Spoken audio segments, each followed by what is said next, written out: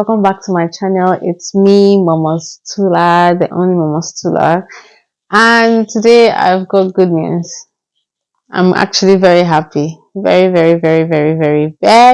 happy because drum rolls, because I've gotten my stay in the UK.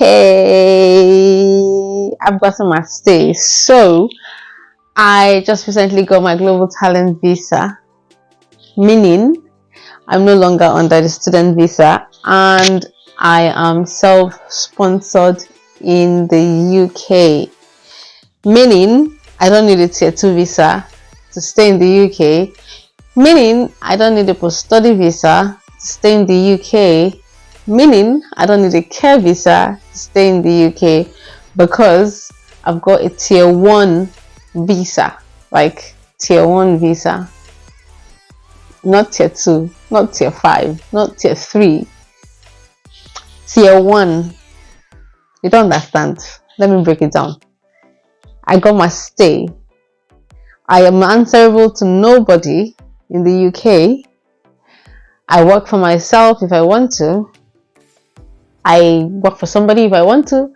I switch jobs without telling the UK VI that I'm switching jobs if I want to. If I decide I'm not working, that's up to me.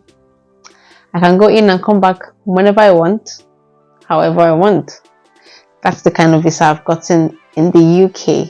Way better than any other visa you could possibly think of that is not citizenship. As long as it's a visa route, this is the best visa anybody can have. So stay glued to this page. In the next series of videos I'm going to be doing, it's going to be centered on global talent visa, which is the visa I'm on, and we'll see how we could help more people explore this visa route while you still can.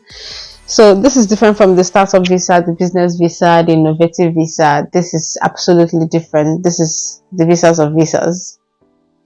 Anyway, I'm very happy, to be honest.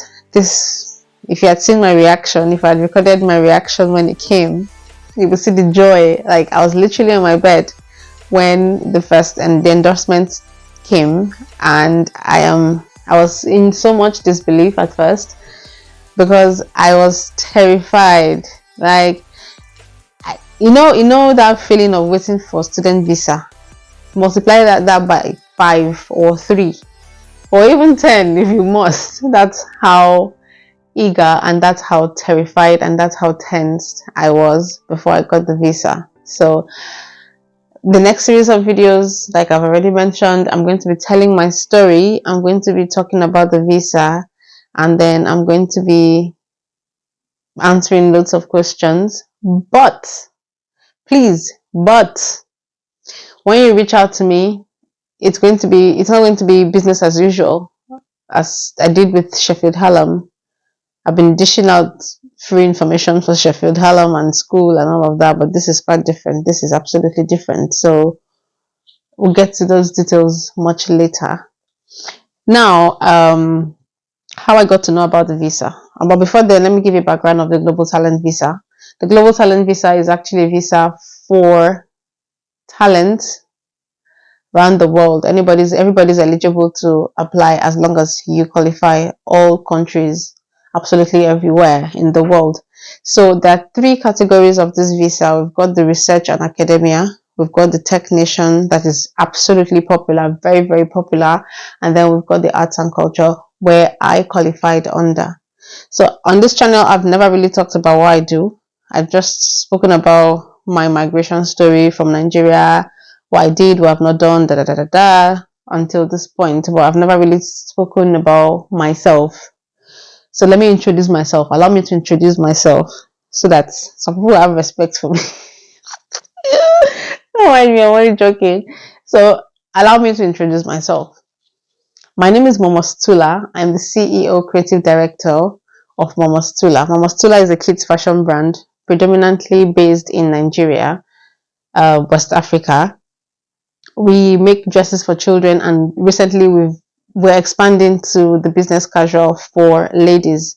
By business casual, I mean pants, trousers, t-shirts, shirts, suit sets, and basically two-piece for women. Something you can wear to work and something you can wear to anywhere else that is not work, casually and whatnot. So that's what I do. And quite recently, again, we're trying to introduce our child photography. And before that, I used to own a logistics company, which is not functional, but it's still very much in the picture, just not as a business anymore. ADT Courier Services. ADT was named after my father because I've always wanted to have something named after my parents. So I came up with ADT Courier Services. That story for another day. That's like the most challenging thing I have ever done in my life. But anyway, that story for another day. But now it's Momo Stula. People that know me personally know I am a serial entrepreneur. I've done 9 to 5. I did 9 to 5 for 4 years in Nigeria before I eventually left my 9 to 5 to focus solely on my business. And then the business was never part of the plan. Tailoring was never part of the plan for me until my friend literally forced me to come and learn, and I learned how to sew under 2 weeks. But like I said, my business is strictly party dresses for children, for girls. It's recently I'm trying to branch out to other aspects of the business. So that is just the background about me. And then my deciding to study supply chain management, logistics and supply chain management had a little to do with the kind of business I run, because thanks for internet, my business is now kind of globally, if I do say so myself. And then it was strictly done online, so we've got a lot of shipping, we've got a lot of billing, warehousing and stuff like that to do. So yeah, that's also informed my decision to study logistics and supply chain management, to be honest. But I've never really talked about this on this channel until now. And now I've got a license. So as a student, you can't own a business. As a tier 2 holder, a tier 2 visa holder, you can't own a business. So now I've got a license to fully operate my business in the UK, based in the UK. Even though I've been having clientele in the UK, that's from Nigeria. My business is in Nigeria, it's based in Nigeria, registered in Nigeria, but I've been having clientele all over the world, and UK is one of those places. Canada, US, you name it. I've had loads of clients from all over the world. In fact, most of my clientele are not even in Nigeria. So that's like a background of myself. How did I know about the Global Talent Visa? I got to know about Global Talent Visa last year before I applied to school. But unfortunately, I had already committed to school before I knew about the visa. And I didn't know I could actually switch. So in my head, I'm like, okay, I've already applied. I've already paid a part of my school fees. Let me just finish my school before I apply for the visa. That was the original plan. And then I went ahead with the school because I could actually have gotten it from Nigeria.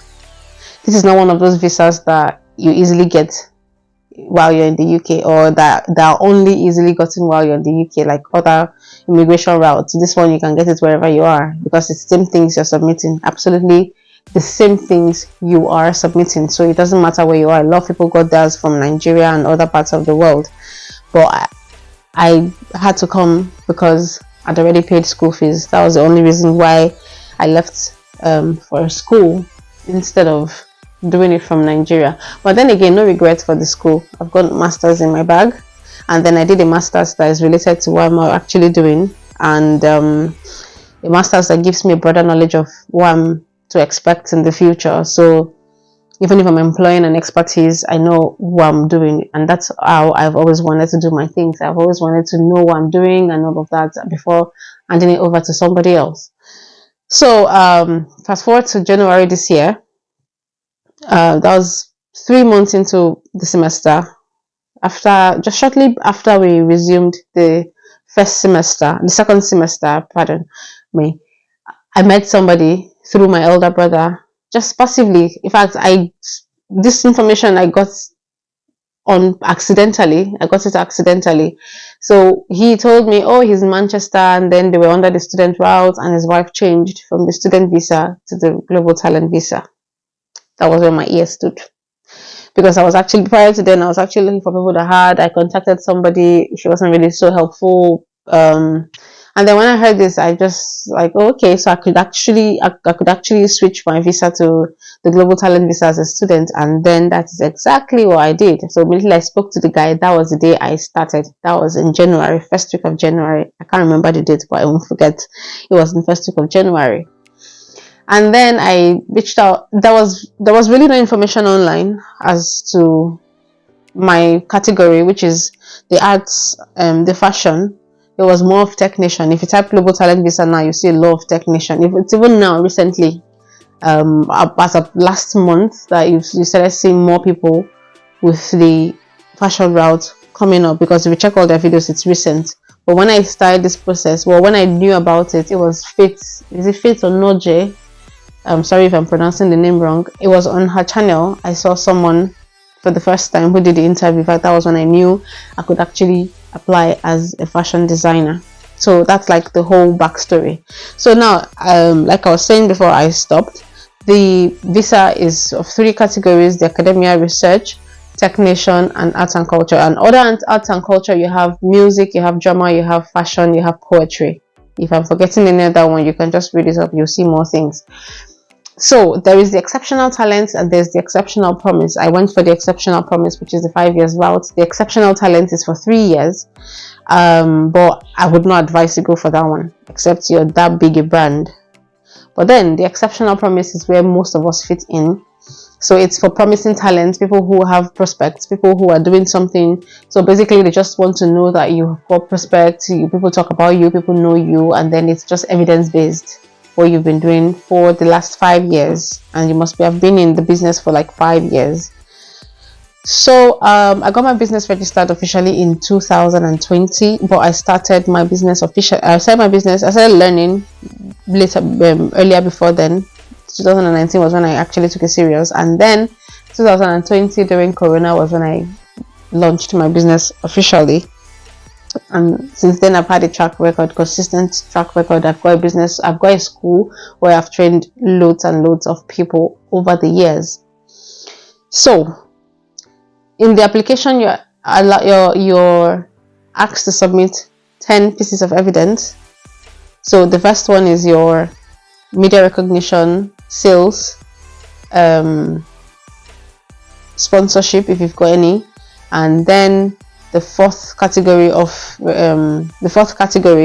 is your proof. No, I've said proof of sales already. Sorry, hold on. Sales, media recognition, brand recognition, yeah, and sponsorship. Those are the 4 categories, and in these 4 categories you have to put in 10 pieces of evidence. And then you also need 3 recommendation letters, and the recommendation letters has to come from 1 in the UK and then the rest abroad. Now by abroad I mean it could be your home country, it could be any other place, but one has to come from the UK. So I personally got my recommendation letter from the US, from Canada, not US, from Canada. I got my recommendation letter from Nigeria, and then I got one of my recommendation letters from the UK. So the UK recommendation letter is where most people find difficult to get, but if you've got a track record, you don't have a problem. So this is not a visa that you can run. No, you have to actually have been doing it. You have to have a track record and all of that. So it's evidence based. And then when I applied, the entire process, I made short clips. If maybe I'll put them here or I'll put them in another video, I'm not sure, depending on how long this video is going to be. I might just let them roll here. So I was really nervous because I was working blindly. I didn't know anybody to help me. I didn't see anybody that would help me, and then I just did my things, and eventually I finished. But when I finished, some of the things I did were wrong. So I just kept searching. I kept reading this thing like I was going to write an exam. In fact, I've never been this serious with an exam before. And I did everything, and I submitted this application. I gave myself till June to get this visa. Then I reduced it to March. But I was really sticking to June. I was just pushing it to make it March. But then it's something you can get in a month if you have everything. It's something you can get in 3 weeks.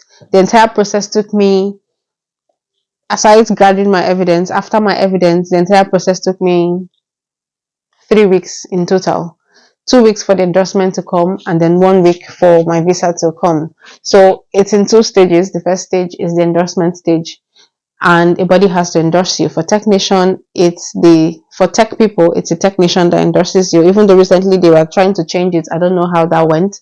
Then for my category, you're going to be endorsed by Arts Council, Arts and Culture, British Fashion Council, through Arts Council through the British Fashion Council.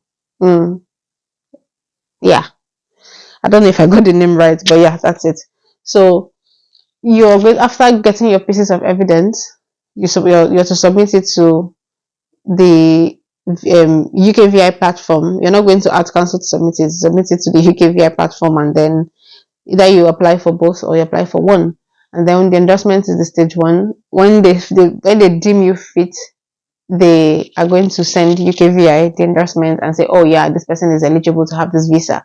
We think this person is okay to have this visa. And then you can go ahead and apply for your visa. So after gathering all my evidence, I can't really tell the date. I'm not sure, but I think maybe I'll just go back and look at my email to check the exact date I submitted. But I submitted, oh yeah, I submitted 11th or 10th of May, and on the 12th of May, is it May or April? Of April, beg your pardon, not May. Yeah, April, I think, but I'll just check and then I'll put it up there. But 12th of either May or April, I submitted my application was sent for endorsement to the endorsing body, but I submitted on 11th, and then on the 12th was sent. I got an email that they've acknowledged my application, and then it's been sent to the endorsing body to endorse it. That was where the wait started. Ah, God. I waited. Ah, God. I waited. In fact, before the application, I remember the day I was applying, I was palpitating. I had anxiety. Suddenly, I couldn't breathe. And I have a video of that day. I made a video. I couldn't breathe. I couldn't breathe. I was anxious. I had to go outside for a bit. My palms were all sweaty because I didn't know if I was doing the right thing. Somebody really helped, but he was under the technician. I did an interview with him. I don't know when it's going to air, but I'm also going to post that interview after he's posted it. I was nervous because I didn't know if I was doing the right thing. I just did it blindly. Everybody I met, they were not forthcoming like that. So after submitting, 2 weeks later, I remember that day I was just lying on my bed. And even before that day, somebody reached out to me and asked if I've gotten it, because he also came here with the same visa. It's a bigger brand, much bigger brand in Nigeria. And very big brand actually in Nigeria, a known brand in Nigeria. And then I'm like, no, because somebody he helped had gotten it. So he just sent me hers. I started reading that thing. I would just go and read that message conversation he had with the lady, just to give myself hope and all of that, because he took a screenshot of it and sent it to me. And then that day, and that faithful day, I was lying down. That was 2 weeks after, exactly 2 weeks after. I was just on my bed in the morning at about 7 a.m., 7:07 a.m. I got an email. A colleague of mine called me, a classmate of mine called me, and we're just talking, and then I got an email from UKVI. And then with the sleep, because my colleague called me and woke me up from sleep. He called me pretty early that morning. And then with the sleep in my eyes, I couldn't understand what he was saying. And then when I saw that email, my eye opened. See, my eye opened. My eyes were wide open, and I could not understand what the guy was saying anymore. And then lo and behold, it was this email: your endorsement has been successful. The Arts Council has advised or has reached out to the UK that you are eligible to apply for the global. You've been endorsed for the Global Talent Visa, something like that. And God, I don't know if it's safe to say that was the happiest day of my life, but that was the happiest time of my life in a long time. it felt really unreal. I kept going back to that email to check, like, wait, so like this now, this would, because I would have been so angry if I was dreaming. It felt like a dream. It felt unreal. Like, hmm, hmm. These people have endorsed me. So I sent it to my friends who knew about the whole application process. Everybody was happy. My phone was ringing off the hook. Everybody was like, "Oh, congratulations!" But that was stage one, not stage two.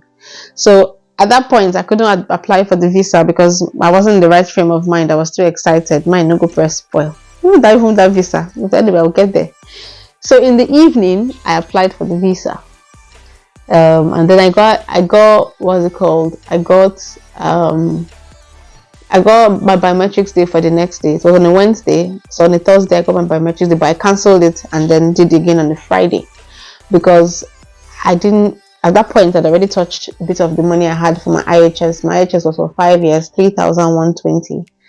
And then I'd already touched a bit of the money I had for the IHS fee. So I had to call people to lend me money or give me money. So I pushed it to Friday.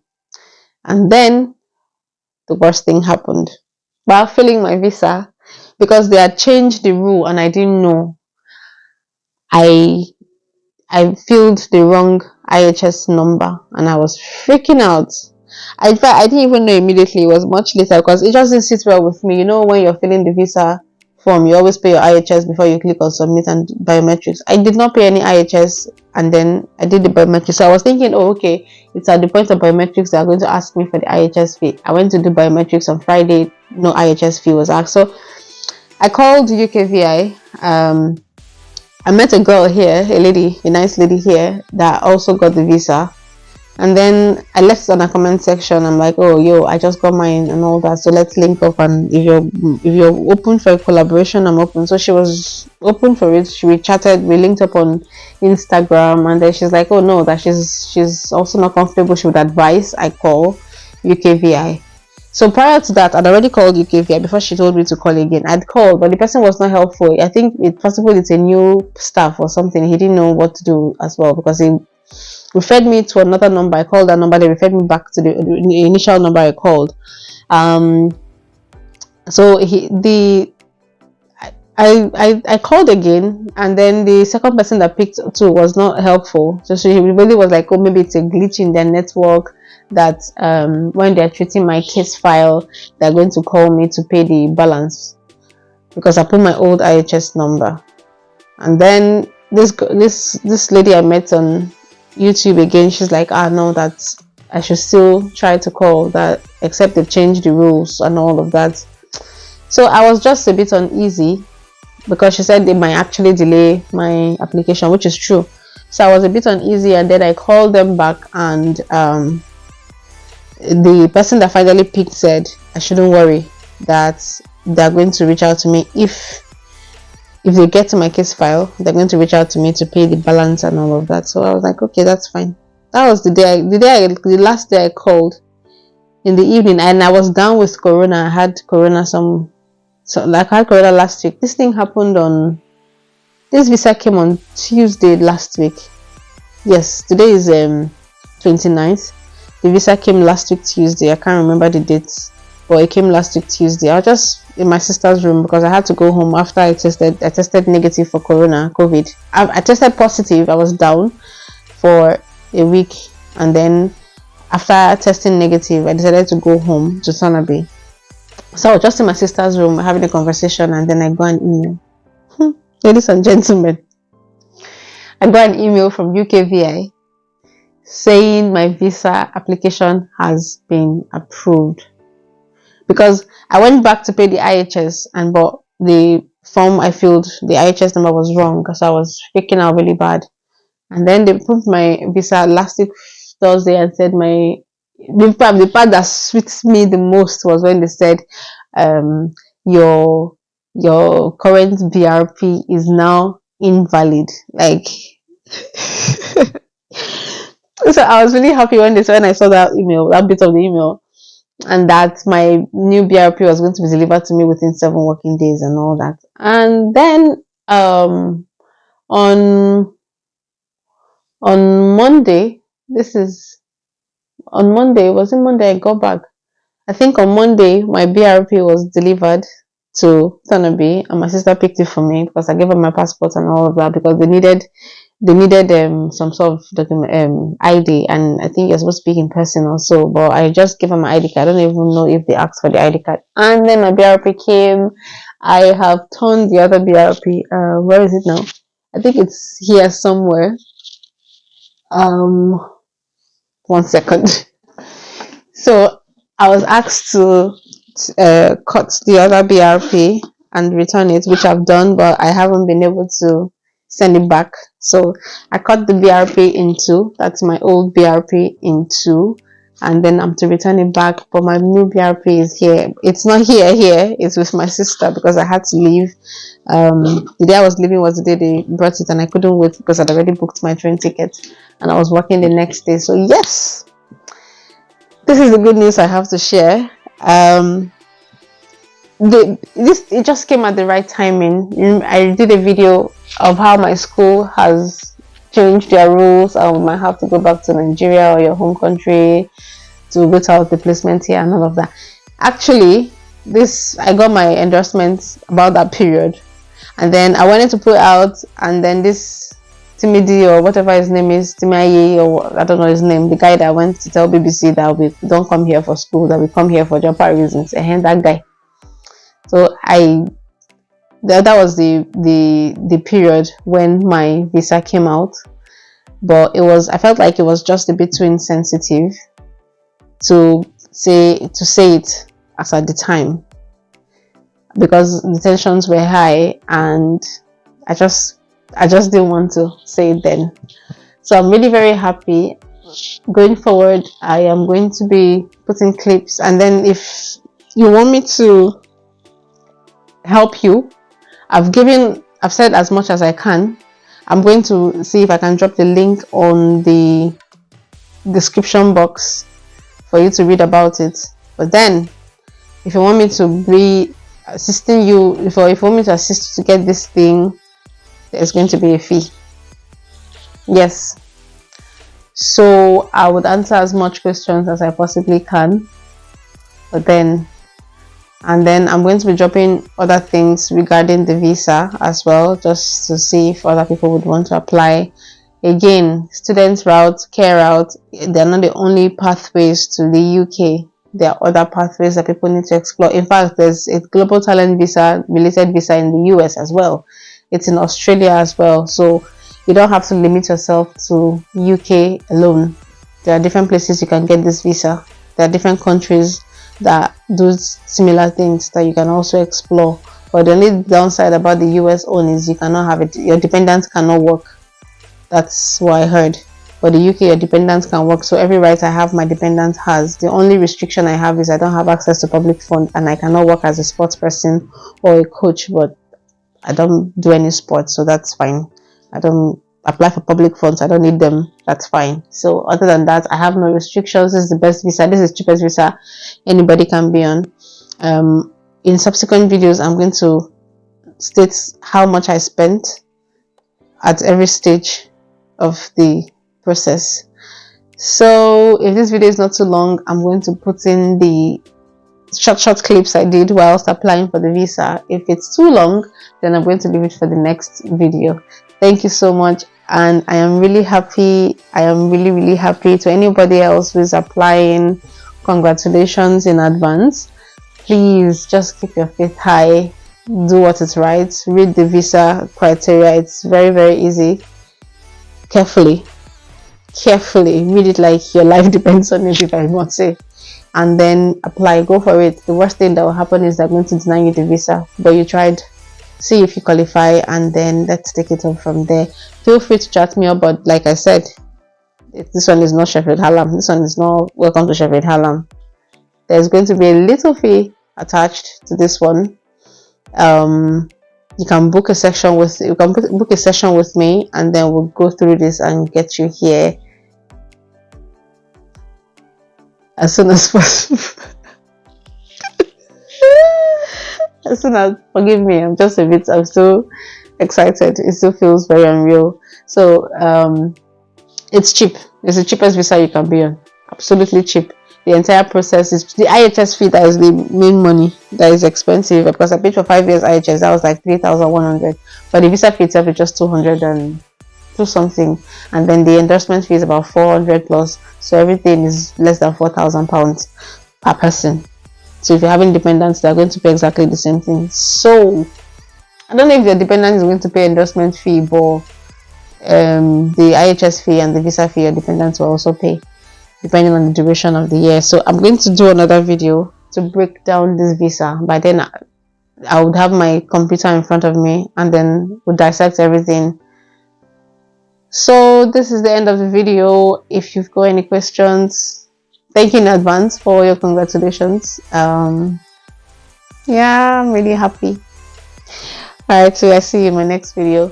Bye bye. Thank you.